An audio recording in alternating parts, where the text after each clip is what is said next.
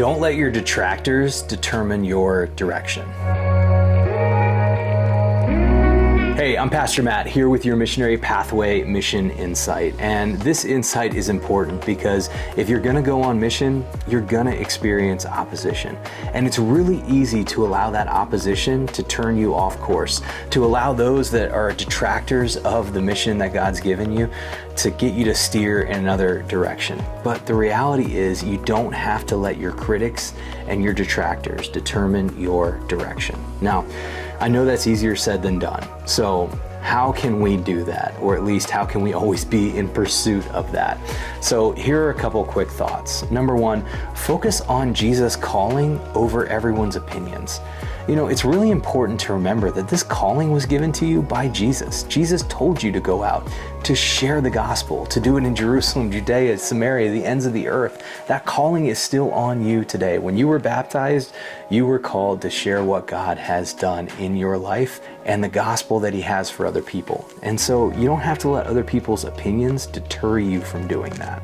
Second, keep wise advisors around you.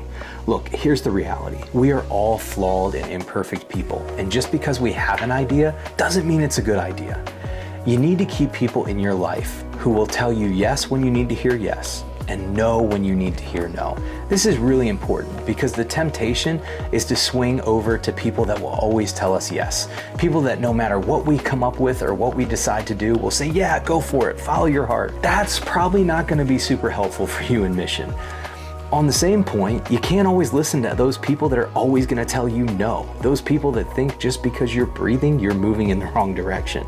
Instead, find that small group of people, those people that care about you and the mission that God's given you, the wise counsel, those that'll tell you yes and encourage you when you need encouragement, and those that will tell you no and will pull you back for your own sake when you need that. Keep the wise counsel around you, and that will help you continue to pursue your calling even in the midst of opposition. Next, know why you're doing what you're doing.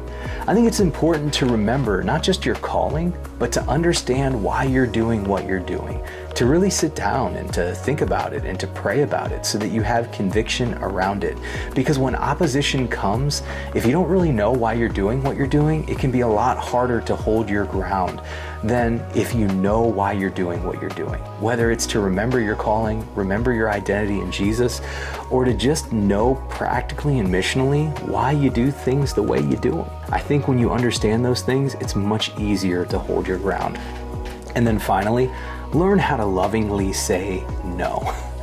Look, people come to you and they might even be coming from a good place, even if what they're saying is not on point.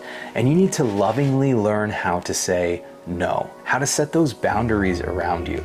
You know, just because you disagree with somebody or somebody's trying to be your detractor, it doesn't mean you have to be a jerk about telling them you're not going to listen to them. You know, sometimes you just have to be able to look at people and lovingly tell them no. And if you learn to do that, it becomes a lot easier to move forward past the opposition. Look, lovingly saying no or just continuing to move forward doesn't mean people are always going to agree with it. But at the end of the day, you have to move forward for the sake of Jesus and mission. And if you're doing that with wise counsel around you, realizing why you're doing what you're doing, you'll find that you're able to accomplish much more in mission. So I hope this insight was helpful for you. If it's helpful, click like and subscribe, share it out with somebody else, and give them an opportunity to be able to connect with this mission insight. And of course, if you'd like to learn how you can go on mission in everyday spaces, I want to encourage you, check out the Missionary Pathway. The Missionary Pathway is an incredible free resource that you can utilize to be able to learn how to go on mission in the places you're already going, the places you live, work, learn, and play. To learn more about it, check out themissionarypathway.org. And until next time, it's always a joy hanging out with you right here on Mission Insights.